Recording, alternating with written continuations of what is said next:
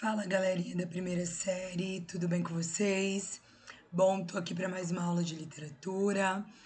Antes disso, né, a gente tá vivendo um boom aí, são as últimas semanas devido à pandemia. Espero que vocês continuem se cuidando, que vocês estejam bem, que os familiares e amigos estejam bem, tá? Não só aqueles que eu conheço pessoalmente, mas sei que as aulas estão indo para alguns que eu também não tive o prazer, mas espero que depois que tudo isso passar, a gente possa se conhecer pessoalmente. É uma das realizações que eu gostaria muito de ter, beleza? Eu continuo me cuidando, eu, meus familiares, meus amigos, né? Eu tenho certeza que a gente vai vencer isso juntos, que vai passar essa fase ruim, né? Que a gente está passando agora nessa última semana. Foi uma conquista muito grande, né? A escola ter reaberto. Espero que a gente continue juntos, que ela continue reaberta. Você, eu me sinto muito acalentada, sabendo que eu posso contar com vocês. E eu quero que vocês saibam que vocês também podem contar comigo, mesmo que seja por aqui, né? Parece muito pouco, mas na verdade é muito, porque na verdade saber que mesmo pelo meio virtual a gente tem com quem contar já é alguma coisa, né? A gente está todo mundo muito abalado psicologicamente devido a essas incertezas e ter vocês na nossa vida enquanto professor é muito importante. Na verdade, a nossa profissão só faz sentido por vocês, né? A gente nada adianta ter o conhecimento se a gente não tiver com quem partilhar. Então, vocês são peças fundamentais, são a chave do nosso saber, na verdade. Então, eu fico muito feliz em ver lá a quantidade de alunos que assistiram, quando tem comentários, quando um aluno me procura para tirar uma dúvida, quando um aluno fala que gostou de um vídeo meu, gostou de uma aula, e eu espero que continue sendo assim, tá? Até quando as coisas se estabilizarem novamente, até quando tudo voltar ao normal e que, se Deus quiser, seja o mais breve possível.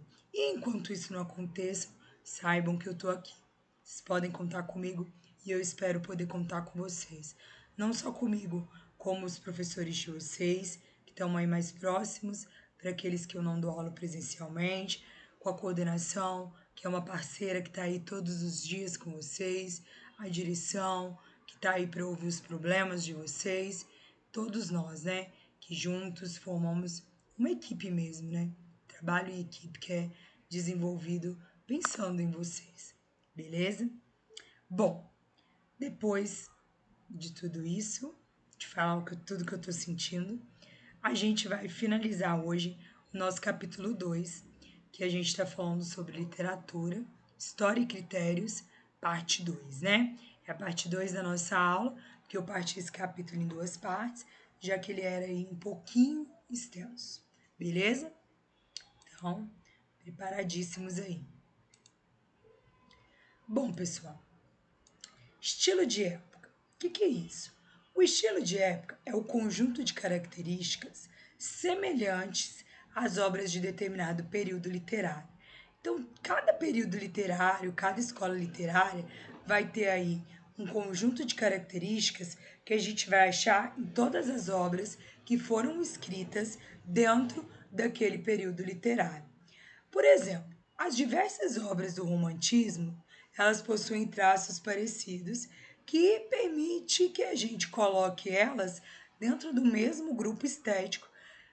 Quais características são essas? Elas têm subjetividade, elas têm sentimentalismo, elas têm egocentrismo do eu poético, elas têm adjetivação abundante. Então, eu tenho uma escola literária, ela tem determinadas características. Todo poeta que pertence a essa escola literária, ele vai escrever se baseando nessas características. Olha esse exemplo de texto do Álvares de Azevedo, que fazia parte do romantismo. Ó minha amante, minha doce virgem, eu não te profanei e dormes pura. No sono do mistério, qual na vida, pode sonhar apenas na aventura. Então essa é a visão do Álvares de Azevedo. O Casimiro de Abreu, ele fazia parte também do romantismo. E olha a visão dele. Ó, a flor dos meus sonhos é moça bonita, qual flor entreaberta do dia ao raiar. Mas onde ela mora, que casa ela habita, não quero, não posso, não devo contar. Então percebam que os dois têm sentimentalismo, os dois falam da mulher de uma maneira idealizada. Então os dois têm aí, ó, duas características que são semelhantes. Por quê? São características do romantismo. E isso a gente chama de estilo de época. Beleza? O estilo individual, né? Se vocês repararem, desses dois trechos que a gente leu, eles apresentam características genéricas e identificadoras do estilo romântico. Porém, a gente percebe que essa idealização amorosa ela foi tratada de forma diferente pelos poetas. E isso é o estilo individual. Se eu for falar de amor, mesmo que o amor por mulher, o Álvares de Azevedo ele vai ver o amor de uma forma e o Casimiro de Abreu de outra. Eles estão inseridos dentro do romantismo, mas ninguém escreve igual a ninguém. E isso é o estilo individual. Cada um tem a sua maneira de escrever, mesmo que eles estejam dentro da mesma escola literária. Então, o estilo individual é o tratamento pessoal que o escritor aplica na sua criação. É o traço que o identifica, que vai diferenciar ele dos demais poetas que fazem parte do estilo de época aí. Esse estilo, gente, é que marca a personalidade do escritor, que faz ele ser um ser único, um ser singular aí nesse caso. Beleza? Então, tranquilo aí a diferença entre estilo de época e estilo individual. Bom, tendo visto isso, tem uma leitura que vai falar da literatura ao longo do tempo. Prestem atenção nesse texto aí. No passado, o literário coincidiu com o poético, conforme se verifica no título de uma das principais obras da antiguidade, a Poética de Aristóteles. O termo clássico não se referia propriamente à poesia, entendida como produção em versos, de preferência metrificados e rimados, mas à arte de compor adequadamente uma epopeia ou uma tragédia. Aristóteles acreditava que era possível descrever as técnicas a serem utilizadas para que a obra fosse composta com correção, alcançando assim o agrado do público. A poética mostrou-se normativa, impondo regras aos criadores. Estes não podiam desrespeitá-las, e os resultados que mais se aproximavam do modelo formatado por Aristóteles e depois por seus sucessores foram considerados os melhores. Então, o Aristóteles ele criou regras, e todos os poetas que queriam produzir textos, eles tinham que seguir aquelas regras. Mas, professora, e se o cara quisesse fazer um texto e ele não seguisse aquelas regras do Aristóteles? Não era considerado um texto, então. Se não seguisse aquelas regras, não era texto, né? Complicado. O literário, nesse caso, foi atribuído a obras tidas como exemplares, excluindo-se as que questionavam ou ignoravam as regras e técnicas previamente formuladas. Então, tudo que ignoravam as regras era excluído. Na epopeia Os Lusíadas, por exemplo, Luís de Camões precisou incluir a mitologia grega na narrativa da viagem de Vasco da Gama às Índias, porque assim o exigia a regra da epopeia. Por mais contraditório que fosse, a presença de deuses como Vênus e Baco em meio a uma ação histórica transcorrida em 1498, como foi a travessia oceânica dos portugueses. Então, né, o Vasco da Gama, quando foi escrever aí, né, a história dos Lusíadas, ele precisou colocar questões da mitologia grega, senão não seria uma epopeia, né? Desculpa, gente, o Vasco da Gama não, o Camões, quando foi escrever, né, a história aí dos Lusíadas, ele teve que colocar a mitologia grega para ser considerado uma epopeia, por mais que fique sem nexo, senão o texto dele não ia ser considerado uma epopeia, por mais que ficasse sem nexo aí, senão o texto dele não ia seguir as regras de uma epopeia e não ia fazer sentido, e aí não ia ser tão aclamado como foi. Aí a gente vai passar alguns anos e vamos para o romantismo. A supremacia da poética manteve-se até o século XVIII, e seus seguidores foram considerados autores clássicos, quando no século XIX os românticos proclamaram que o artista era um homem independente que deveria seguir somente a inspiração. A poética foi destronada e novos valores começaram a vigorar. Nessa época, a epopeia de Luís de Camões foi criticada por aquilo que havia sido objeto de valorização ao ser escrita em 1572. Os deuses da mitologia grega foram entendidos como uma interferência indesejada, tanto por causa da incongruência histórica, quanto por indicar a presença do paganismo em meio a um contexto cristão, tão apreciado pelos românticos. Como se observou o próprio Camões, deveria estar preparado para isso quando escreveu a já citada linha em um de seus sonetos mais famosos: mudam-se os tempos, mudam-se as vontades. Então percebam, quando mudou para o romantismo, que eles vieram criticar, né? Que é desnecessário fazer isso, obrigar as pessoas a seguirem um certo padrão para que o texto seja aclamado, né? Não é legal você obrigar as pessoas a seguir um padrão para que aquele texto, né, seja então considerado literatura. Seguindo aqui então. Os românticos, a partir do final do século XVIII e no começo do século XIX, impuseram um novo critério de valor, a originalidade. Se a poética elegia os clássicos como modelos a imitar, os românticos destacavam a novidade. Se a poética enumerava as normas a serem seguidas, objetivas e expressas há muito tempo, os românticos privilegiavam a própria subjetividade e os sentimentos vividos no presente. Então, aqui no romantismo, os poetas, eles vão privilegiar, eles vão destacar o quê? O sentimentalismo. Eles vão acreditar que o sentimentalismo, ele tem que estar acima de tudo aí, beleza? Resultou disso a rejeição não apenas das regras normativas clássicas, mas igualmente a recusa das obras do passado, a não ser quando elas podiam ser examinadas pelo ângulo adotado pelos próprios românticos. Por causa disso, um dos principais paradigmas dos românticos europeus foi o dramaturgo inglês William Shakespeare, que foi muito popular à época em que escreveu e encenou tragédias como Romeu e Julieta ou comédias como Sonhos de uma Noite de Verão. E essa popularidade ele nunca perdeu em seu país, mas outros povos europeus o ignoraram durante os séculos 17 e 18, até ser descoberto pelos românticos, que entenderam a falta de regras no desenvolvimento da trama dramática e a presença de personagens violentos e trágicos, como tudo aquilo que eles gostariam de fazer. Romancistas como Stendhal e dramaturgos como Victor Hugo, entre outros, foram admiradores de Shakespeare e, em suas obras, procuraram acompanhar o modo de escrever do inglês, que vivera entre o final do século XVI e o início do século XVII, isso é, 200 anos antes deles. Por quê, gente?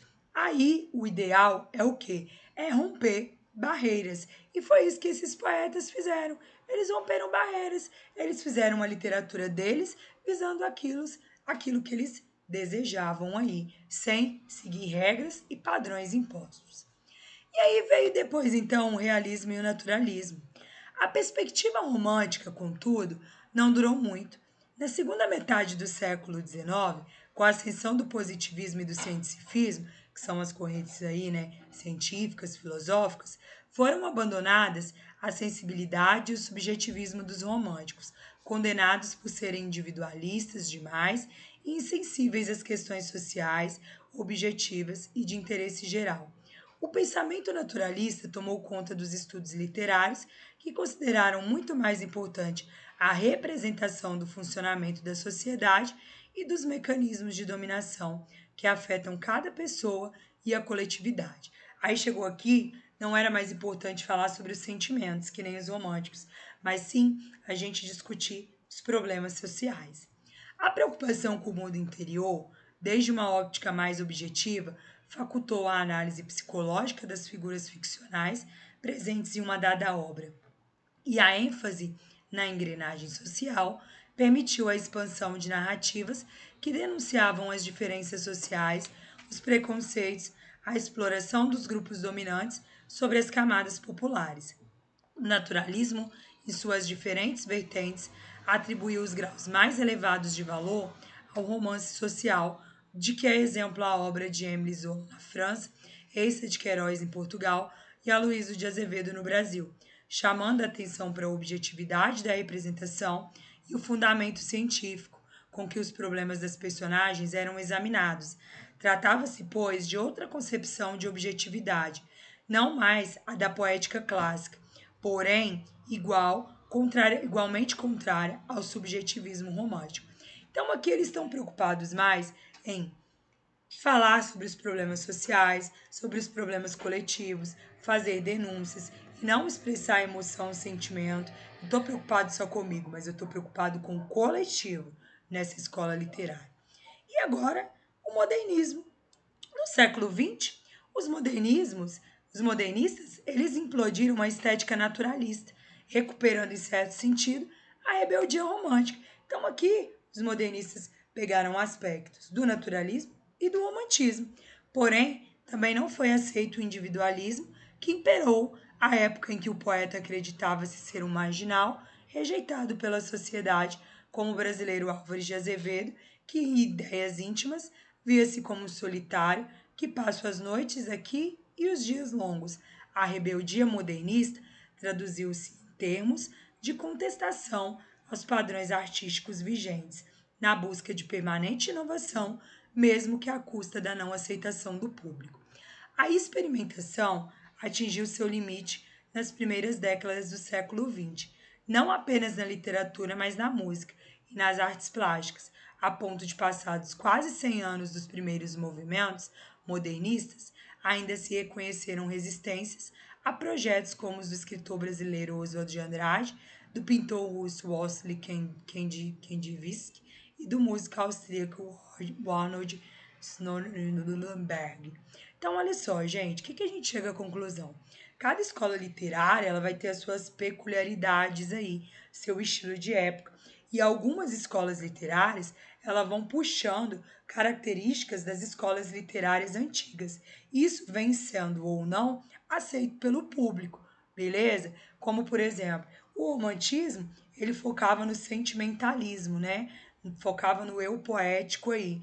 O realismo já focava na sociedade como um todo. O modernismo já tentava misturar os dois aí. Então, as escolas literárias, elas misturam escolas literárias antigas e vão criando características novas de acordo com as novas necessidades que vêm surgindo com base no contexto histórico que a gente vem vivenciando. Esses textos, eles são importantes de serem lidos até por vocês novamente. Estão aí no livro de vocês, beleza?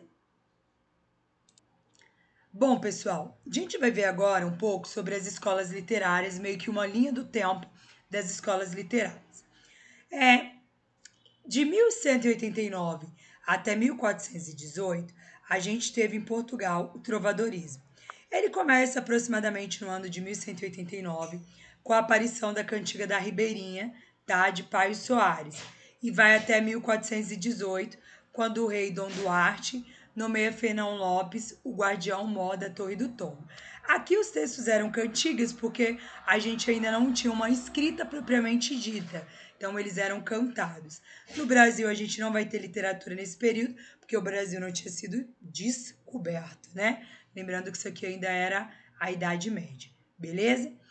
Portugal, então, do período de 1418, a gente vai ter a transição entre a Idade Média e a Renascença e vai iniciar, então, com a nomeação do Fernão Lopes até o ano de 1527, com o retorno de Sá de Miranda da Itália, levando a Portugal as ideias renascentistas da arte, né? Não só na literatura, mas a arte como um todo. Aí, no século XVI, Brasil já descoberto, lembrando que a gente sempre vai ter um comparativo da literatura em Portugal e no Brasil, porque a gente se inspira até determinado momento na literatura portuguesa. Então, no século XVI, Portugal vai viver o classicismo, que começa em 1527, vai até 1580, com a morte de Camões, né? E nesse mesmo ano acontece a União Ibérica, Portugal vai ser propriedade do Reino da Espanha. Enquanto aqui no Brasil, a gente vai viver o quentismo, que é a nossa primeira literatura, aqui, nossa primeira escola literária. Aí não é, né? Mais pra frente a gente vai estudar isso. Que vai ser a literatura que vai ter um conjunto de textos de viajantes que vão passar pelo Brasil, vai ser a chamada literatura de informação ou literatura informativa. E os textos eles são voltados à catequese dos índios do padre Anchieta. Século XVI e XVII em Portugal, barroco ou seiscentismo, que vai de 1580 até 1756, demora bastante tempo, quando a Arcádia Lusitana é fundada. Aqui no Brasil a gente também vai ter o barroco, que é meio que uma cópia de Portugal, vai de 601 até 1768, nasce da crise de valores renascentistas, né? O Renascimento vai entrar em crise durante a fundação da Arcádia Ultramarina, sendo publicadas as obras de Cláudio Manuel da Costa. Do século XVII até o século XVIII, em Portugal a gente vai ter o arcadismo, ou neoclassicismo setecentismo, que vai de 1756 até 1825. Percebam que coincide com o século, né? Por isso que tem esses nomes. E quando começa o romantismo em Portugal. Aqui vai ser arcadismo ou neoclassicismo também, que começa em 1768, com a publicação de obras de Cláudio Manuel da Costa e a fundação da Arcádia Ultramarina. Então, a gente vai ter conservado aí a chegada da família real portuguesa no Brasil, permitida a introdução do pensamento pré-romântico até 1808 aí, beleza? Gente, as pessoas viajavam até Portugal, viam como era a literatura lá, traziam para o Brasil, beleza?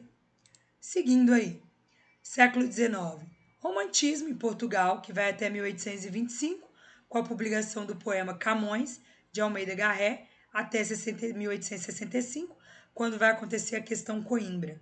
No Brasil, vai iniciar o romantismo em 1836, com a publicação Suspiros Poéticos e Saudades, de Gonçalves de Magalhães, que vai ter o seu marco final com a publicação das primeiras obras realistas e naturalistas.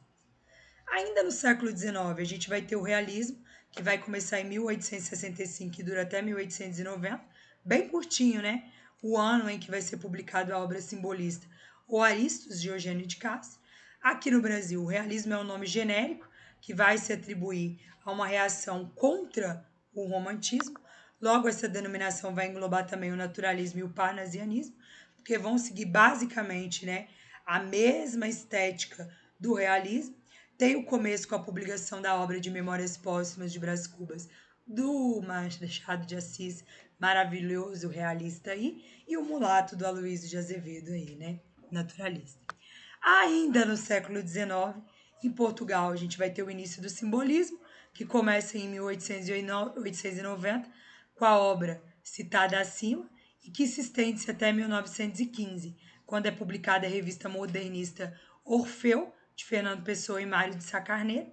E aqui no Brasil, o simbolismo ele é uma corrente artística que vai acontecer em paralelo ao realismo, naturalismo e parnasianismo. Porém, ele não vai se localizar nos grandes centros urbanos e culturais da época, que vai ser São Paulo e Rio de Janeiro, mas nas capitais da região Sul e Minas Gerais. E ele vai se estender até 1893, com a publicação de Missal e Broquéis de Cruz e Souza, e vai até a Semana de Arte Moderna de 22. Século XX. Em Portugal, o modernismo vai começar em 1915 com a publicação de Orfeu e vai até atualmente. E aqui no Brasil, vai de 1922 com a Semana de Arte Moderna e vai até os dias de hoje. E a gente já tem outros especialistas que vão defender uma ideia de pós-modernismo com a geração de autores da década de 1940, uma literatura contemporânea, muitas discussões. Galera, vocês não precisam se preocupar com isso, porque a gente vai ver cada uma dessas escolas literárias aí, uma por uma, bem devagarzinho, beleza? Então não se preocupem com isso. Para a gente praticar isso, eu coloquei um exercíciozinho aí. O exercício ele tá no livro 1, nas páginas 142 e 143. Então, leia os textos a seguir, observando como a mulher foi retratada em cada contexto. Então, o primeiro. Além, muito além daquela serra que ainda azula no horizonte, nasceu Iracema. Iracema, a virgem dos lábios de mel, que tinha os cabelos mais negros que a asa da graúna e mais longos que seu talhe de palmeira. O favo da jati não era doce como seu sorriso, nem a baunilha recendia no bosque como seu hálito perfumado. Mais rápida que a ema selvagem, a morena virgem corria o sertão e as matas do Ipu, onde campeava sua guerreira tribo da grande nação tabajara. O pé grácil e nu, mal roçando, alisava apenas a verde pelúcia que vestia a terra com as primeiras águas. Um dia, ao pino do sol, ela repousava em um claro da floresta. Banhava-lhe o corpo à sombra da oiticica mais fresca do que o orvalho da noite. Os ramos da acácia silvestre esparziam flores sobre os úmidos cabelos. Escondidos na folhagem, os pássaros amegavam o canto. Iracema de José de Alencar. Capitu de Dom Casmurro. Não podia tirar os olhos daquela criatura de 14 anos, alta, forte e cheia, apertada em um vestido de chita, meio desbotado, os cabelos grossos feitos em duas tranças, com as pontas atadas uma à outra, à moda do tempo, desciam-lhe pelas costas, morena, olhos claros e grandes, nariz reto e comprido, tinha a boca fina e o queixo largo. As mãos, a despeito de alguns ofícios rudes, eram curadas com amor. Não cheiravam a sabões finos nem águas de toucador, mas com água do poço e sabão comum trazia sem mácula. Calçava sapatos de duraque, rasos e velhos, a que ela mesma dera alguns pontos. E por último, com licença poética. Quando nasci, um monge esbelto, desses que tocam trombeta, anunciou: vai carregar bandeira, cargo muito pesado para a mulher, esta espécie ainda envergonhada. Aceito os subterfúgios que me cabem, sem precisar mentir. Não sou tão feia que não possa casar. Acho o Rio de Janeiro uma beleza, e ora sim, ora não, creio em parto sem dor. Mas o que sinto, escrevo. Cumpro a sina, inauguro linhagens, fundo reinos, dor não é amargura. Minha tristeza não tem pedigree. Já a minha vontade de alegria, sua raiz vai ao meu mil avô. Vai ser coxo na vida é maldição para homem. Mulher é desdobrável. Eu sou. Então, a questão 1 fala o seguinte: quais descrições se atêm aos aspectos físicos femininos? Essas descrições são semelhantes? Explique. Gente, as descrições de Iracema e Capitu, elas são descrições aí semelhantes. Por quê? Né? Se a gente reparar, na Iracema, a gente vai ter uma valorização da beleza física. E ela é comparada aí, né? Ele faz comparações poéticas com essa beleza física aí da Iracema. Ela é a virgem dos lábios de mel, né? Que tem os cabelos tão pretos como a asa da graúna. Então ele vai comparando ela aí, né? Faz comparações poéticas com os elementos da natureza. E a descrição da Capitu, ela é uma descrição mais realista, mais objetiva. Ele descreve a aparência dela e as vestimentas dela aí. Ele descreve, nesse caso aí, o físico das duas, tem essa semelhança. Só que uma é de maneira mais idealizada, já a outra é de uma maneira aí mais realista. Olha a 2. Leia. O conceito de diferença sexual implicava a existência da categoria mulher, baseada na identidade biológica e em uma essência feminina relacionada, por exemplo, à maternidade. Os estudos de gênero rejeitaram tais ideias essencialistas ao afirmar que as características ditas intrinsecamente femininas e masculinas não são inerentes aos sexos, e sim construídas na esfera social. Então, quais características de cada personagem mulher são destacadas nos trechos de obras literárias que foram reproduzidas na página anterior? Se a gente for parar para pensar, em Iracema e Dom Casmurro, a gente tem características físicas destacadas, né? Se vocês repararem aí, ó, ele destaca, né? A Capitu, ele fala que ela era gordinha, no vestido de chita. A Iracema, ele descreve ela fisicamente também, os lábios, o cabelo. Agora, já aqui no texto da Adélia Prado, ele vai falar já de feminilidade. Ele vai falar da questão, né, que quando nascia um anjo esbelto, ele anunciou que ela vai carregar a bandeira, que é um cargo muito pesado para a mulher. Ela fala que ela não é tão feia que ela não pode casar. Ela fala que a mulher é desdobrável, que ela é. Então ela vai falar aí o quê? Vai ter uma defesa da figura feminina. Então aí os papéis reproduzidos pelas mulheres, elas são diferentes aí dentro dos textos. E a pergunta 3, última pergunta, fala o seguinte: até que ponto as representações femininas na literatura e nas demais artes reforçam ou consolidam estereótipos e preconceitos?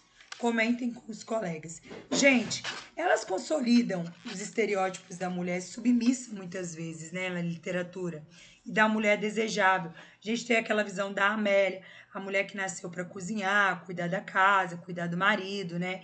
E muitas vezes ela vai colocar a mulher até em uma posição de desigualdade ou inferioridade quando ela é comparada com o homem. Então, em alguns textos literários, a gente tem sim essa visão da mulher inferiorizada perante ao homem, né? Só que em contrapartida, a gente encontra textos também que são mais atuais, que já mostram a mulher no papel de igualdade com o homem, não de superioridade, mas de igualdade, que ela é capaz sim de desempenhar na sociedade papéis tão importantes quanto os papéis que os homens desempenham. Beleza? Bom, pessoal, nossa aula de hoje foi essa.